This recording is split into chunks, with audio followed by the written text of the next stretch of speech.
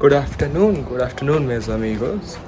So today is the 25th of February. It's a Wednesday. It's almost half three now, and the weather's awesome and very lovely today as well.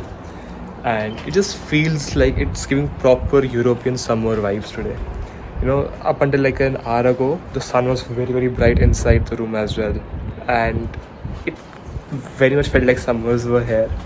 That feeling of the European summer you've always seen in the movies, where you can wear linen shirts and just khaki trousers, and just go about beautiful day. You feel really happy within, and you feel really motivated. It's that kind of a day, and it makes you want to work, not inside but like outdoors, like get something done in the world as well.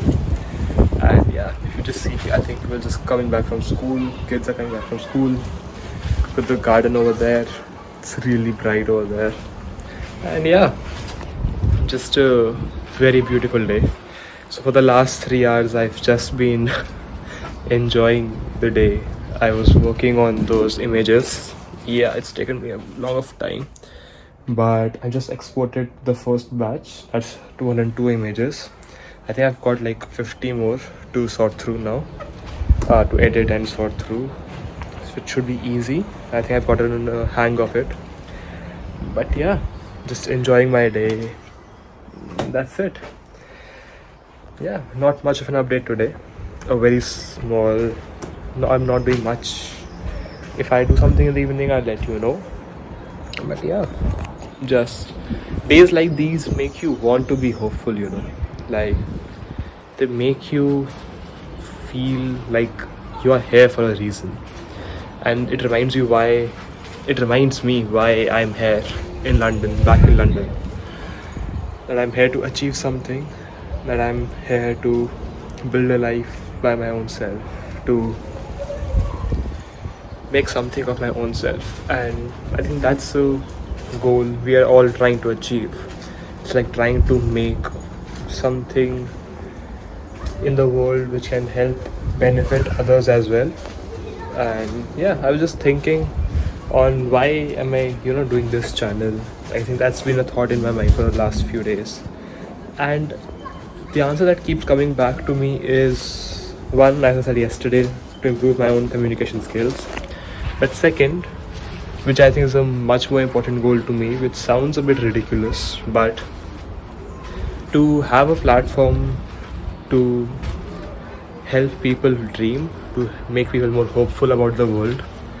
And yeah, I want this space to be really raw, really unfiltered, in the sense that you understand what it's like when someone's just changed countries out of a whim and changed continents out of a whim, and I'm trying to make a life over here, trying to find a job, trying to find some freelance work, and how that goes. And this is a raw documentary of that. So if this can help make some people hopeful that if I can make it, maybe everyone can. I still don't know if I can or not, but we'll find out. I'm very hopeful that I will. And even if I don't, of that minuscule chance that I don't, I'll learn a lot. And I'm much happier now than I was back home. I'm away from all problems, away from all troubles. My mental peace is much sorted. So I think, yeah, that's why I'm doing these videos as well, to help give out hope, to teach people that it is okay to dream, to teach my own self, very importantly, that it is okay to dream, that it is okay to take a chance on your own self. And yeah, that's it for now then. I'll see you on the other side.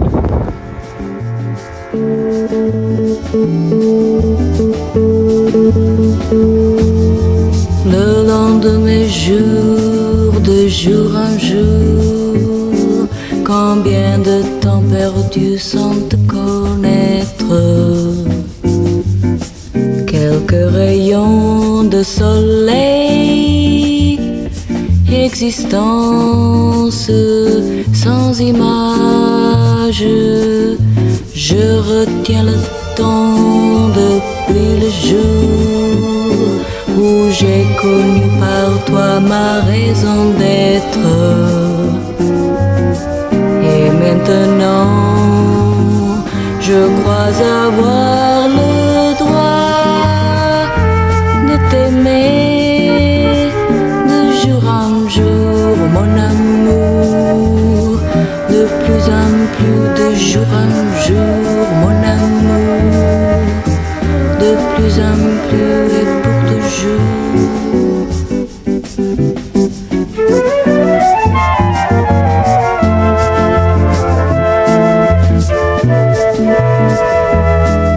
Alright, good morning, mis amigos. How are you doing? How's everything? So today is 26th of February. We are starting the daily vlog now from our seat, from our throne of working. But I'm just editing this video that you must have already seen. So that's the backlog video of like all the footage that I missed over the last 2 weeks. And this is the conversation I had with Yuru. So in this I realized I did not actually put in properly on who Yuru really is, which I think I'll actually record a video now and add in over there as like a in-between thing, which I think might be helpful actually. What do you say? So yeah, anyways, another thing I wanted to talk about in this video is about my stuttering. So when I'm looking back at this footage, I realized how much stuttering I do and that I haven't addressed that over here yet. So basically, the thing with me and stuttering is, so one of the earliest memories I have as a child is me sitting at a speech therapist's office when I was probably around 3 years old. So till the age of 3, I hadn't started speaking properly. So obviously my parents were a bit concerned. So they'd taken me to I think this speech therapist's office. Like that's the first memory I have as a human basically. And we were sitting at the speech therapist's office and he was like, asking me to pronounce pineapple and those sort of words basically. And ever since then, I've had, I think, a stutter in my voice, which is not something unique many people do in this world. But it grew as I grow older. It didn't, for a lot of people, it goes away. It didn't for me, it stayed. But till I was in grade 8th, that is when I found MUNs actually, so Model United Nations, and that's when I found debating and I really got into debating, and I think that public exposure really helped me get over my stutter during that phase. So during grades 8th to 10th, for those 3 years, my stutter was completely gone. I was really happy about that, baby, because I got confidence in my own speaking. I understood how to think, how to process things and then speak. So it really helped me in those sense.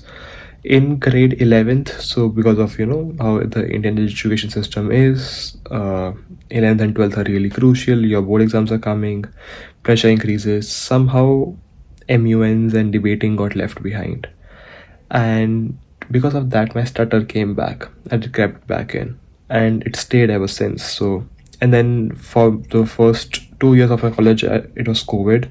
So we were all stuck at home. So obviously I didn't have a lot of interaction outside of in the world.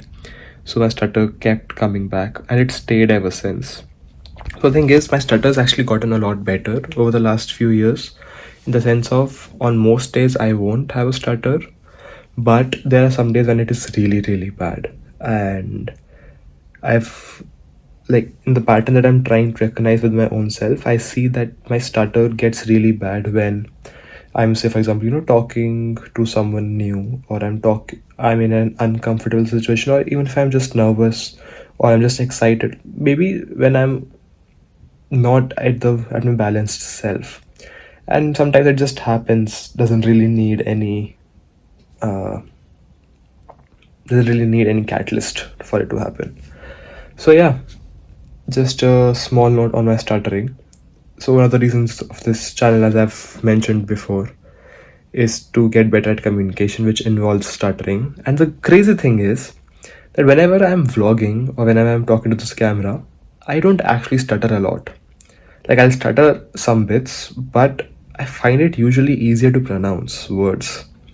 Whereas when I'm talking to another person, another human, whether that's in a networking session or just talking to a friend, I will usually stutter, which is a very interesting thing, I would say, actually. But yeah, that's all with this. So just wanted to tell you about that.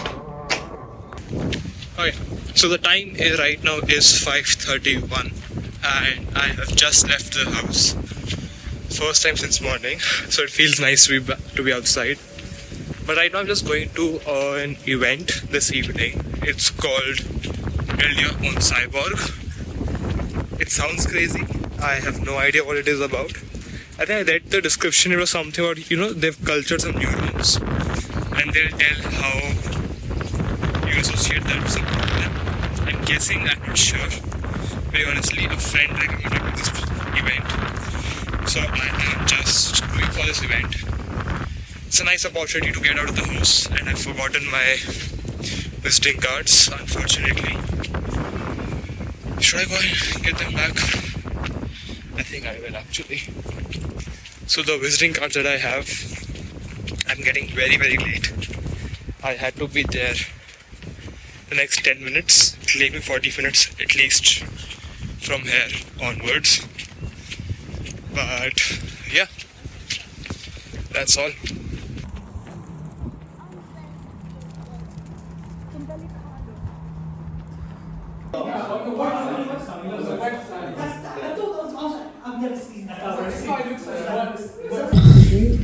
Yeah, I think was it like on a thing and she was lying back? Yeah. It's from Pittsburgh, so they work on brain-computer interfaces, Yeah. stimulating the brain. That's kind of Rob's PhD as well, that's what he was into. So what's happening here is the neural culture, so I can show you the neurons as well, what's actually happening. So, like you saw before, there are some neurons. The neurons are being stimulated based on information from the game world. So from Pong. So the position and the velocity of the ball is being encoded into stimulation, and then from the culture itself, from particular regions. So the blue makes it go down, the purple makes it go up whenever there's activity there. It's actually the difference in activity, the paddle will go up or down. So you can see that now, I'm so glad it did, no! But at that point, you see it did this like burst of stimulation. That is the uninformative, negative stimulus, right? So it doesn't give the culture any information about its environment, and what that means is it's going to stay away from that in the future. So if we keep on training it to do this in this way, giving information that means something, and then when it does something wrong, give it information that doesn't mean something, it will learn to optimize for actions that give it the information that means something. And that's in a nutshell, that is how we work. We stay away from uncertain states because uncertain states aren't good for us. Like in a nutshell. But yeah, this is how we can get a culture to control one-dimensional Pong, and what we are doing is expanding that to multiple dimensions of robots. It sounds really exciting. Are you